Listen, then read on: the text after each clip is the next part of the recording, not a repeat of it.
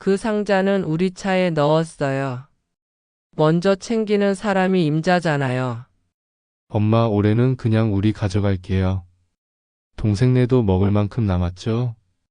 형, 그건 엄마가 은지 어머니 드리려고 따로 포장한 거야. 시대가 바뀌었어요. 명절 음식은 나눠 먹는 거라고요.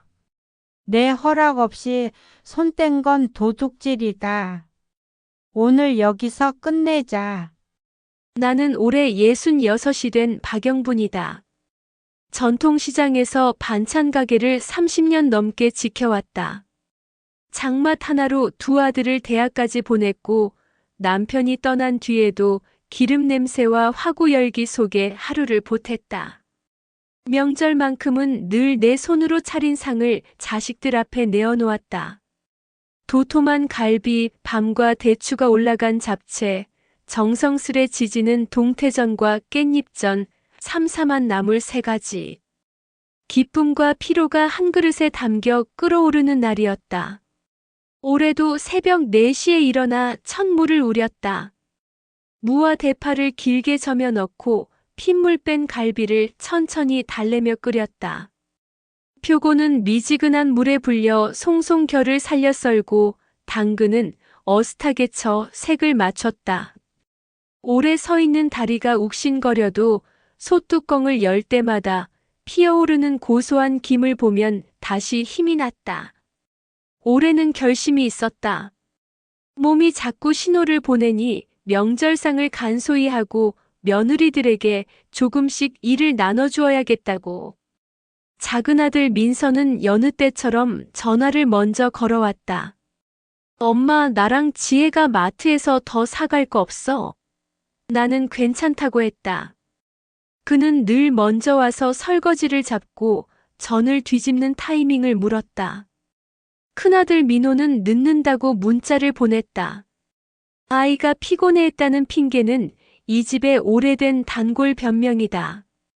그 며느리 수아는 결혼 초에는 어색해서 아이가 어릴 때는 육아 때문에 회사가 바쁠 때는 프로젝트 탓을 했다. 나는 이해하려고 애썼다. 이해는 관계의 기름이라고 믿었으니까. 한낮을 훌쩍 넘기고서야 큰아들 부부가 들어왔다. 수아는 실내복 같은 편한 차림으로 안방에 가방을 던지듯 두고 휴대폰 화면을 보며 거실을 어슬렁거렸다. 칭찬인지 빈정인지 모를 목소리로 대단하세요, 어머니.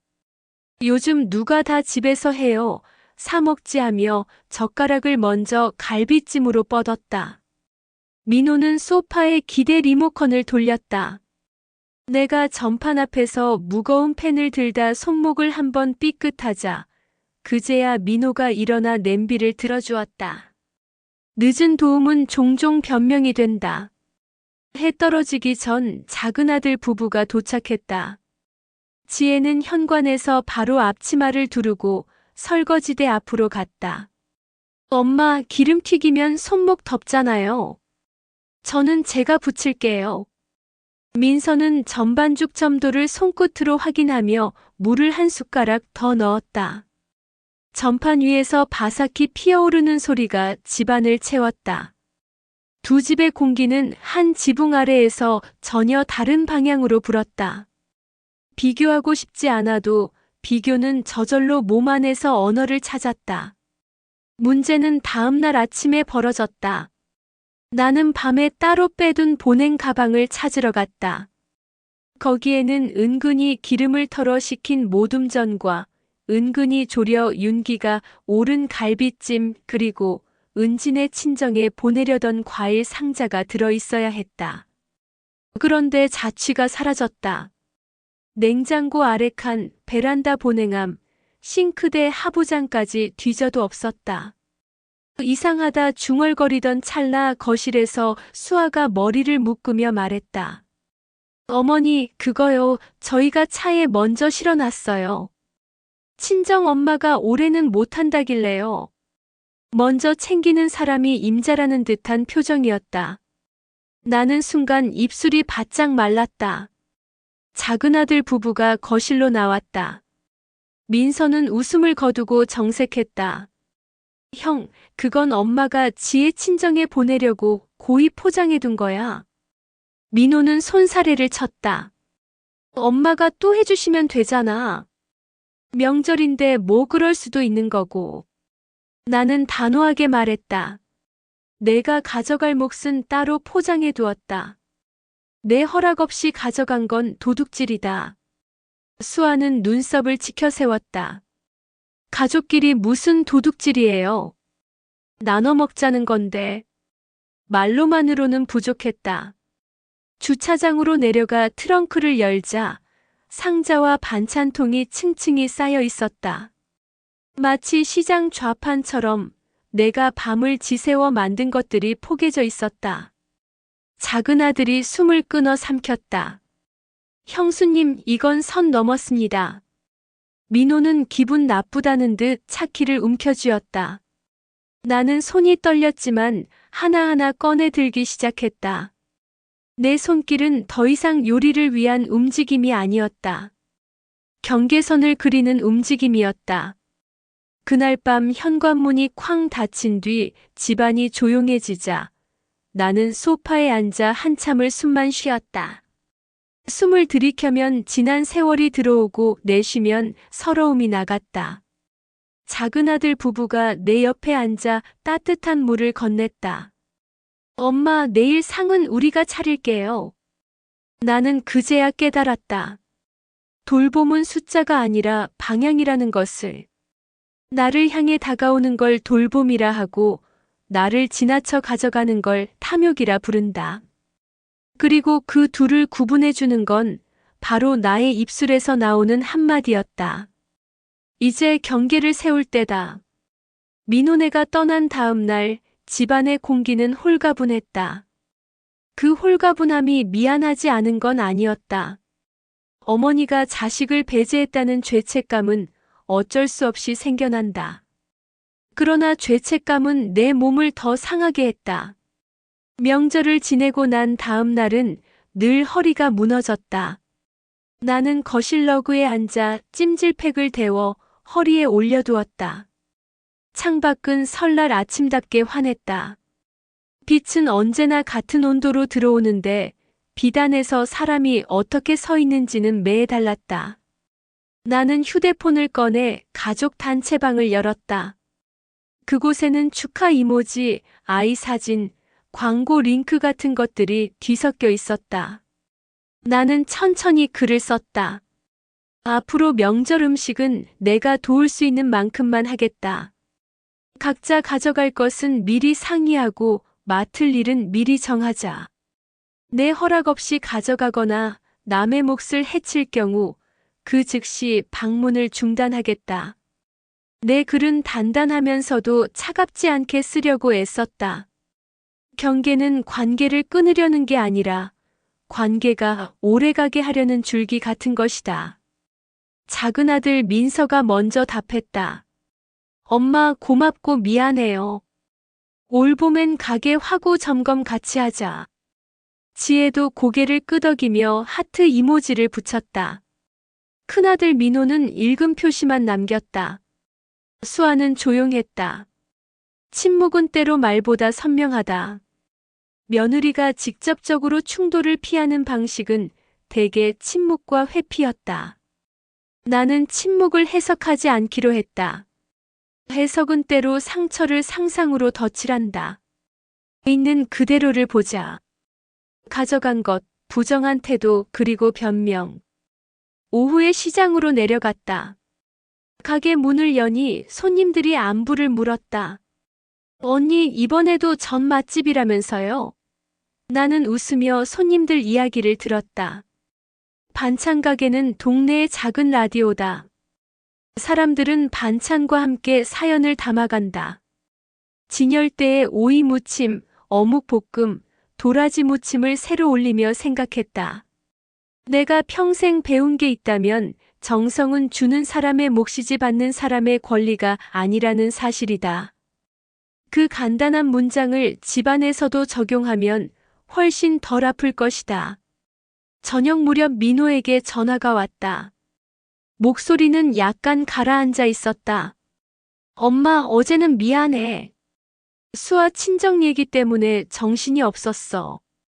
나는 조용히 물었다. 허락 없이 남의 몫을 가져가도 된다고 배웠니? 그는 한동안 침묵했다. 그리고 말끝을 흐렸다. 다음엔 미리 말할게. 다음엔이라는 말은 한 발짝도 움직이지 않은 약속일 때가 많다. 나는 구체를 요구했다. 다음 명절부터 각자 맡을 것과 가져갈 것, 오늘 메시지로 정하자. 설거지, 전, 찜, 과일 운반. 그리고 가져갈 몫은 현관 앞에서 나와 눈을 맞추고 받는다. 그날 밤 나는 오래 미뤄둔 일을 했다. 오래된 양은 속과 낡은 전판을 닦아 포장을 했다. 가게 뒷방 다용도 칸에 넣어두고 작은 메모를 붙였다. 이건 내 등뼈였다. 이제는 내려놓는다. 명절마다 내 몸을 담보로 비처럼 지던 상차림을 조금씩 줄일 것이었다. 대신 작은 아들 부부와 함께 요일을 정해 기술을 나누자고 마음먹었다. 나의 기술이 가족 안에서 자라면 명절상도 가족의 일이 된다. 새벽 공기는 서늘했다. 눈을 붙이려는데 카톡 알림이 울렸다. 수아였다. 어머니, 어제 말씀이 너무 심했어요. 도둑질이라니요. 가족끼리 그러실 수 있나요? 나는 답했다. 가족이니까 물어야 하고 가족이니까 돌려놔야 한다. 가족이기에 허락 없이 가져가는 게 더 아프다. 내 말에 답장은 오지 않았다. 대신 읽음 표시만 길게 남았다. 때로는 길게 남은 읽음이 관계의 방향을 알려준다. 받아들이거나 더 멀어지거나. 나는 불을 끄고 눈을 감았다. 어느 쪽이든 내 경계는 지켜질 것이다. 봄이 오기 전 시장 상인회에서 안전점검이 있었다. 가게 화구 배관을 교체해야 한다는 판정을 받았다. 비용은 만만치 않았다. 나는 통장을 열어보았다. 자식 키우며 꼬깃꼬깃 모아둔 돈, 남편 보험금에서 떼어두었던 비상금, 그리고 몇 년 전 큰아들 전세자금에 보태준 금액의 일부를 돌려받지 못한 내역. 그때 민호가 쓴 차용증은 카톡 파일로만 남아 있었다. 종이로 쓰자고 했을 때 그가 말했다. 엄마, 가족끼리 무슨 서류야? 믿음이 서류지. 그 믿음은 아직 내 통장에는 돌아오지 않았다. 나는 마음을 굳혔다. 이번 교체 비용은 각자 가족이 일정 비율로 분담하는 게 맞다고. 작은 아들 민서는 흔쾌히 알겠다고 했고, 지혜는 가계부에서 항목을 바로 만들었다.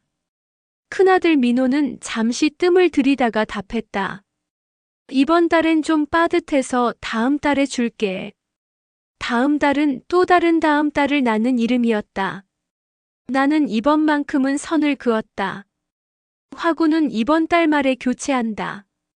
이달 안에 내 몫을 입금하지 않으면 지난 전세자금 차용증도 함께 정리하자. 가족이라도 돈이 오가면 서류가 필요하다는 사실을 이번엔 내가 스스로 지켜야 했다. 일요일 작은아들 부부가 가게로 와서 손을 보탰다. 민서는 오래된 가스레인지 하부를 분해해 그 흐름을 닦고 지혜는 수납을 재배치했다. 동선이 줄어들자 작업대 앞에서 허리를 펴는 횟수가 줄었다. 나는 내 몸이 조금 가벼워지는 것을 느꼈다. 관계를 정리하면 몸도 정리된다. 저녁 3시 둥그렇게 앉아 김밥을 나눠 먹었다. 지혜가 말했다. 엄마, 우리 명절 준비 체크리스트를 미리 만들어서 나눌까요? 역할표를 만들어 놓으면 그날 당황할 일이 적어질 거예요. 나는 고개를 끄덕였다. 그 표는 누구를 겨냥한 게 아니었다. 모두를 위한 지도였다. 며칠 뒤 뜻밖의 사진이 도착했다. 시장 건물 CCTV에서 발췌된 캡처였다. 지난 명절 아침 우리 집 주차장 입구에서 큰아들 부부 차 트렁크를 여는 장면이 보였다. 옆집 총각이 관리사무소에서 일을 도와주다가 우연히 내 차로 보이는가 싶어 확인을 부탁하길래 받은 자료였다. 나는 사진을 민호에게 보냈다.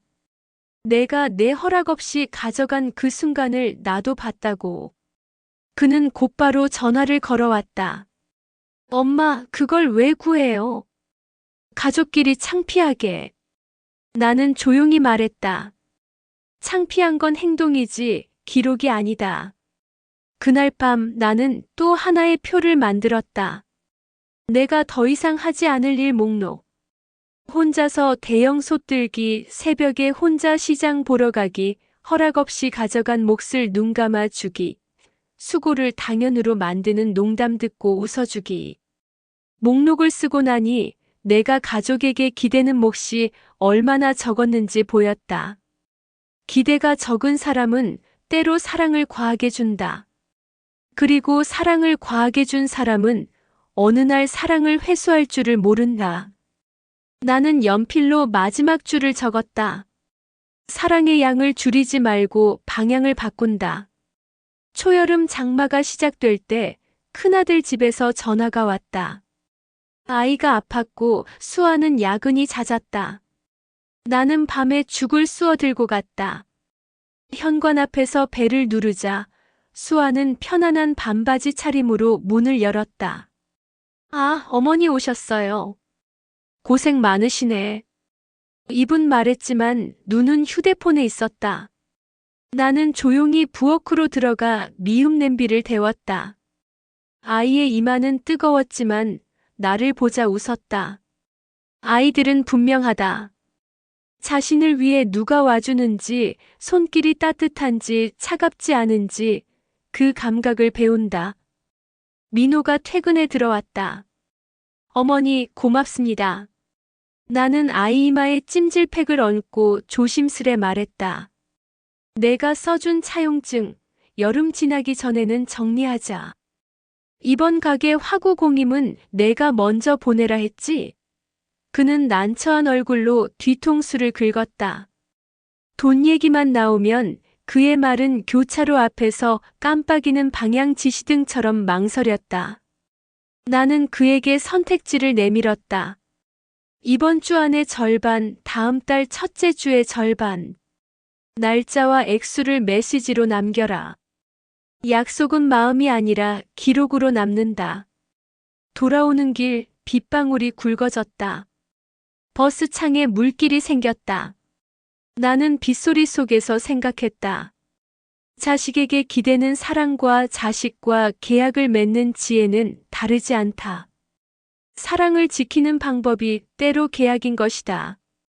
집에 도착하니 작은아들 부부가 장을 봐와 냉장고에 채워두었다.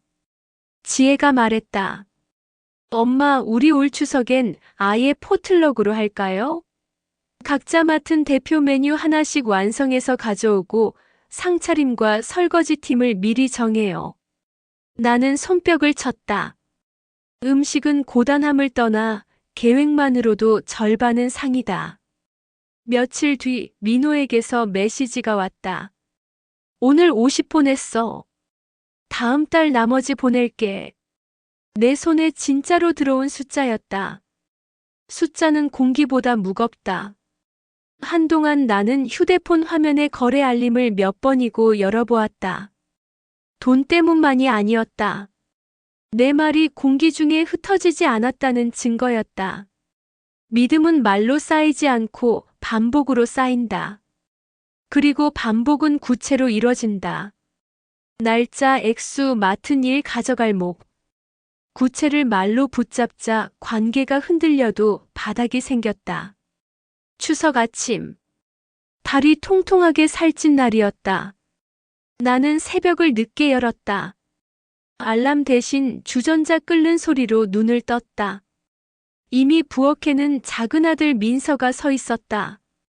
전판 온도를 맞추고 기름 온도를 확인하며 첫 장을 올렸다. 지혜는 상추를 씻어 물기를 털고 고명채를 곱게 썰어 접시에 나눴다. 나는 의자에 앉아 수건으로 손을 데우며 그들을 지켜봤다.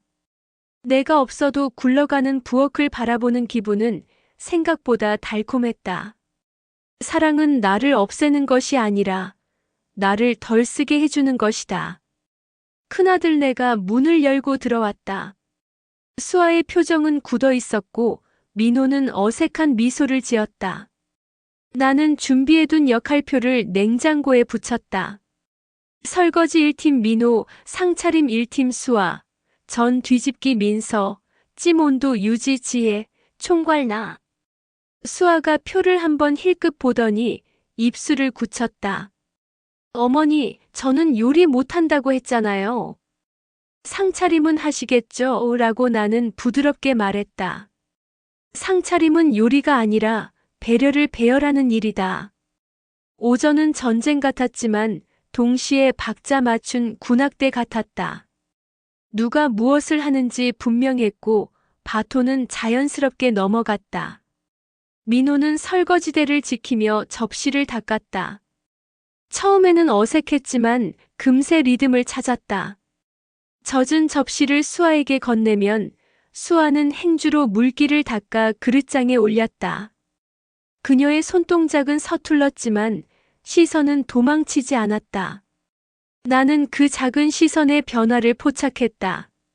상대의 얼굴을 보며 하는 일은 사람이 변하기 시작했다는 신호다. 점심상을 차릴 때 나는 은근한 의식을 하나 도입했다.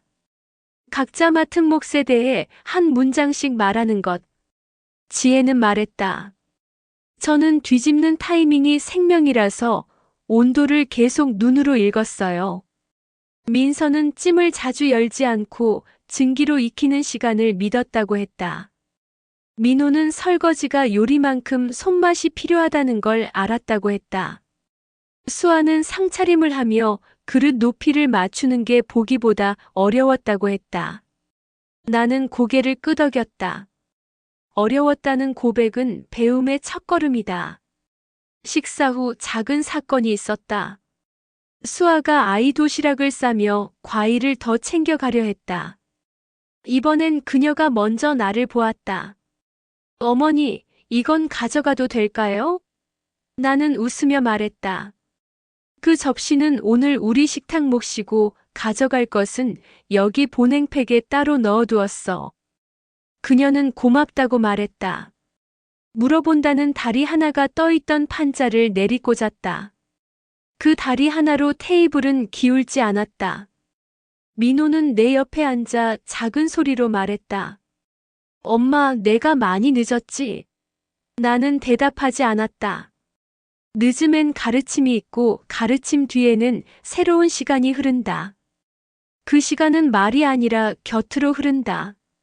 해가 기울 무렵 모두가 함께 설거지를 끝냈다. 어둑해진 부엌에 달빛이 창틀로 떨어졌다. 나는 깊게 숨을 들이마셨다. 올 추석의 상차림은 내 손이 아니라 경계와 계획이 차린 상이었다. 그리고 그 상 위에 올라온 건 음식뿐 아니라 서로를 향한 시선의 위치였다. 시선은 배려의 첫 번째 도구다. 우리는 그 도구를 오늘 조금 배웠다. 명절이 지나고 나는 가게 앞 화단에 허브를 심었다. 로즈마리와 타임, 깻잎을 몇 줄 더. 지나가던 손님들이 향을 맡고 웃었다. 향은 기억을 닮았다. 좋은 냄새는 사람을 다시 오게 만든다. 가족도 그랬다. 좋은 기억을 쌓으면 집은 다시 오고 싶은 곳이 된다. 나는 집의 냄새를 새로 심는 기분으로 물을 주었다. 그 즈음 수아에게서 길고 조심스러운 메시지가 왔다. 어머니, 이번에 친정에서 일이 생겨 올해 김장을 못할 것 같아요. 혹시 레시피를 알려주실 수 있을까요? 나는 놀랐다. 도움을 요청하는 그녀의 문장은 처음이었다. 나는 가게 쉼 시간을 이용해 김치의 골격만 적은 뼈 레시피를 보냈다. 배추 절임 시간, 양념의 기본 비율, 젓갈 발효의 감. 그리고 덧붙였다. 가능하면 같이 담그자. 손맛은 손 옆에서 배운다. 토요일 우리는 작은아들 집 주방에서 김치 체험장을 열었다. 민호도 아이를 데리고 왔다. 아이는 장갑을 끼고 배추잎 사이로 붉은 양념을 조심스레 집어넣었다. 수아는 진지했다. 그녀의 눈빛에 도망은 없었다. 배움의 시간은 사람을 잠시 겸손하게 만든다. 겸손은 관계의 문을 연다. 우리가 김치를 켜켜이 담그는 동안 말은 아주 적었다. 땀과 웃음 그리고 양념의 향이 대화 대신 방을 채웠다. 작업이 끝나고 반나절 뒤 맛이 들기 시작한 겉절이를 밥숟갈로 올려 먹었다. 수아가 말했다. 어머니, 생각보다 배추 물기 빼는 게 제일 어렵네요. 저는 늘 거기서 실패했나 봐요. 나는 웃었다. 요리는 대부분 물기를 다스리는 일이지. 짠물로 절이고 맑은 물로 씻고 남은 물을 빼고 양념에 물을 더한다. 관계도 그랬다. 침묵의 물길, 말의 물길, 경계의 물길, 그리고 용서의 물길. 어느 물을 얼마나 빼고 얼마나 채울지 이제 나는 조금 알 것 같았다. 그날 저녁 민호가 먼저 집게를 들고 설거지대를 지켰다. 아무 말도 없었다. 나는 말보다 오래 남는 장면들을 마음속 서랍에 접어넣었다. 이 사람이 변하려 한다는 증거는 구호가 아니라 루틴에서 나온다. 그가 오늘 설거지를 끝까지 했다는 사실은 내게 충분한 증거였다. 겨울이 다가오자 시장은 더 일찍 어두워졌다. 나는 가게 문을 일찍 닫고 구청에서 하는 가족 돌봄 교육에 참석했다. 강의의 제목은 경계 세우기와 돌봄의 지속 가능성이었다. 강사는 말했다. 돌봄 제공자의 번아웃은 관계 전체를 무너뜨립니다. 제공자는 주기적으로 쉬고 역할을 분담하고 아니오를 말해야 합니다. 나는 노트를 필기하며 내 지난 10년을 떠올렸다. 번아웃은 늘 그래도라는 말로 덮어두었다. 그래도 가족이니까. 그래도 내가 아니면. 그래도 이번만. 교육 후 나는 작은아들 부부와 큰아들 부부를 각자 불러 차를 마셨다. 같은 말, 같은 원칙, 같은 문장으로. 명절의 역할은 계속 나눈다. 허락 없는 가져감은 단 한 번도 용납하지 않는다. 돈거래는 반드시 기록한다. 누구든 지치면 누구든 쉰다. 올해부터는 명절 전날과 다음 날은 내가 쉰다. 나는 내 삶의 스케줄에 나를 넣어두었다. 내 이름이 없던 달력이 이제야 제 주인을 만났다. 민호가 고개를 끄덕였다. 엄마 이해해. 그가 이해한다고 말한 건 중요했다. 하지만 나는 더 중요한 것을 요구했다. 이번 겨울 김장날 내가 주도한 설거지 로테이션 표를 만들어 와. 그는 쑥스레 웃더니 다음 날 사진을 보냈다. 설거지 타임테이블 민호 작성이라는 제목의 표였다. 깔끔했다. 성실은 때로 서툴다. 그러나 서툴러도 좋다. 표가 있다는 사실만으로도 내 어깨는 한 줌 가벼워졌다. 연말 시장 상인들이 모여 작은 잔치를 열었다. 나는 잡채 대신 올해는 간단한 유부초밥을 준비했다.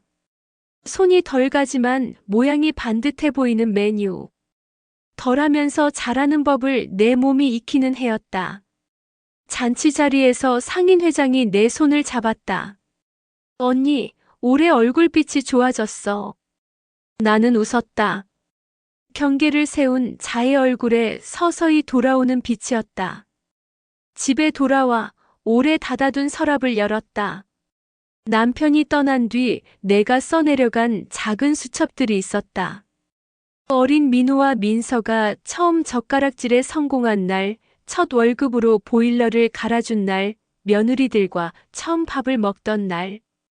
페이지 사이사이에는 기쁨과 서러움이 겹쳐 있었다. 나는 수첩의 가장 마지막 장에 적었다. 나는 이제 내 삶의 주방장이다. 메뉴도 불세기도 손님 수까지 내가 정한다. 그 순간 초인종이 울렸다. 문 앞에 수아가 서 있었다. 손에 작은 상자를 들고. 어머니, 잠깐 들어가도 될까요? 그녀가 상자를 열었다. 그 안에는 손으로 쓴 카드와 직접 만든 듯 어설픈 모양의 무말랭이 무침이 있었다. 레시피 보내주신 걸로 해봤어요. 짜지 않게 하려니까 쉽지 않네요. 나는 한 숟가락 떠먹었다. 맛은 아직 덜 미쳤다. 그러나 성의는 정확했다. 나는 그녀의 손등을 가볍게 잡았다. 시작했네.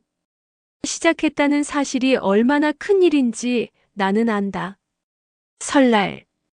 창문 유리에 하얀 입김이 맺혔다 사라졌다. 나는 한복 대신 편한 옷을 입었다.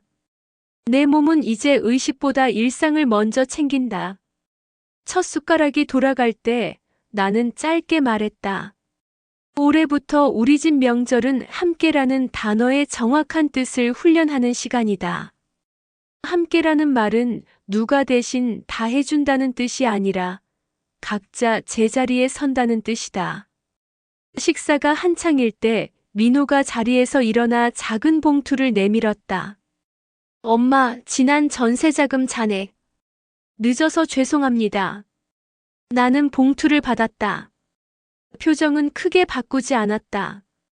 춤추고 싶은 마음은 내 안에서만 조용히 흔들렸다. 수아가 아이와 함께 과일 접시를 돌렸다. 그녀의 손놀림은 여전히 서툴렀지만 눈빛은 도망치지 않았다. 나는 그것으로 충분하다고 여겼다. 식사가 끝나자 민호가 설거지 로테이션 표대로 사람들을 불렀다. 수아는 웃으며 앞치마를 두르고 민서와 장난을 주고받았다. 지혜는 배수구를 먼저 청소하고 접시를 분류해 물 사용을 줄였다. 우리는 각각의 자리에서 서로에게 과하지 않은 기대를 걸었다. 누군가가 쓰러지지 않도록 기대의 무게를 나눴다. 오후 차를 마시며 나는 아주 짧은 이야기를 했다. 한때 나는 사랑을 주는 사람이라고 생각했다. 그래서 더 많이, 더 오래, 더 묵묵히 했다. 그런데 이제 알겠다. 사랑은 먼저 나를 세우고 그 다음에 남을 세우는 일이라는 것을. 나를 세우지 못하면 남에게 기댈 곳도 만들어줄 수 없다. 오늘의 상은 나를 세우고 시작한 상이다. 그래서 오래 갈 것이다. 창밖으로 해가 기울고 달이 다시 올랐다. 아이가 내 무릎 위에 올라와 졸기 시작했다. 나는 아이의 이마에 입을 맞췄다. 이 아이가 자라서 언젠가 누군가의 상을 차릴 때 오늘의 기억이 향처럼 떠오르길 바랐다. 먼저 묻고 고맙다고 말하고 맡은 자리를 지키는 기억. 그것이면 충분하다. 집은 그렇게 다음 세대로 향기를 건넨다. 이 이야기는 경계가 나쁜 단어가 아니라는 것을 보여준다. 박영분이라는 한 사람의 몸과 마음에 그어진 선은 가족을 밀어내기 위한 장벽이 아니라 가족을 오래 서 있게 하는 기둥이었다. 허락 없는 가져감은 사랑을 당연으로 변질시킨다. 당연해진 사랑은 감사의 언어를 잃는다. 감사가 사라진 자리에는 권리가 들어앉는다. 권리로 받은 음식은 금세 모자라고 권리로 받은 돌봄은 금세 흔들린다. 변화는 훈계가 아니라 구조에서 시작됐다. 역할표, 체크리스트, 포틀럭, 기록과 날짜. 구체는 마음을 보호한다. 구체는 감정을 덜 다치게 만든다. 도둑질이라는 단호한 언어는 상처의 총량을 줄이기 위한 최후의 경고였다. 그 말은 벌이 아니라 경계선이었다. 그 선 위에서 큰아들은 늦었지만 봉투를 내밀었고 며느리는 처음으로 레시피를 물었다. 배움은 고개를 약간 숙이는 것에서 시작된다. 그 약간이 가족의 방향을 바꿨다. 이야기의 끝에서 우리는 안다. 사랑은 양이 아니라 방향이고 속도가 아니라 지속이다. 돌봄은 혼자 하는 힘이 아니라 나눠드는 법이다. 먼저 묻기는 존중의 다른 이름이고 고맙다는 돌봄의 보수다. 상을 차리는 사람의 허리는 이제 덜 아프고 식탁의 웃음은 조금 더 길어졌다. 아이는 그 웃음을 배운다. 아이가 자라 차릴 상엔 오늘의 향이 배어 있을 것이다. 시청자에게 묻는다. 당신의 집에는 어떤 경계가 필요한가?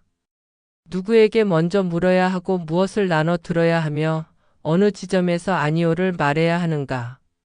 그리고 그 경계 위에 어떤 말이 올라가야 하는가? 어쩌면 시작은 간단하다. 이건 가져가도 될까요? 고맙습니다. 이번엔 제가 할게요. 세 문장으로도 집의 냄새는 달라질 수 있다.